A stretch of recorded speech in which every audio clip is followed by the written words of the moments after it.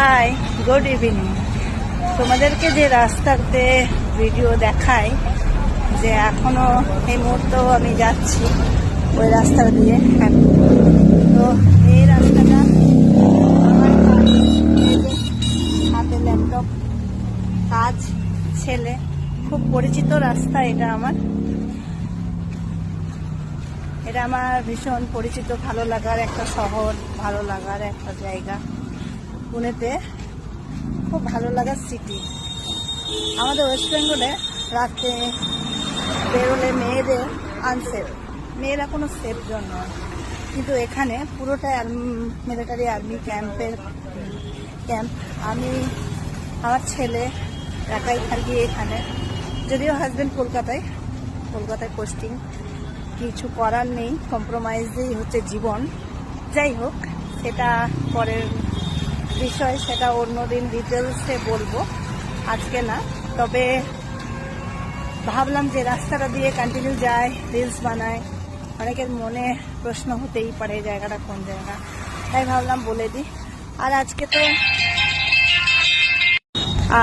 আজকে তো গণেশ চতুর্থী লেগে গেছে, কালকে গণেশ পুজো। যবে থেকে পুনেতে সেটেল হয়েছে, ধরতে গেলে পুরোপুরি সেটেল আমি। তো সেই পারপাসে গণেশ পুজোটা আমার আজ হয়ে গেল 5 থেকে 6 বছর, বরং বেশি হয়তো হবে। তো যাই হোক, গণপতি বাপ্পাকে নিয়ে এলাম। দেখো ভিউটা, দেখেছো কি সুন্দর।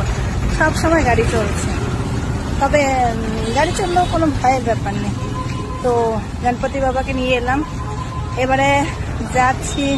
ছেলেকে টিউশন ছেড়েছি, ছেলেকে নিয়ে, ছেলের আরেকটা জায়গায় কোচিং আছে, সেখানে ছেলেকে ছাড়বো। তারপরে পুজোর বাজারটা করে ফল মিষ্টি যা কিছু।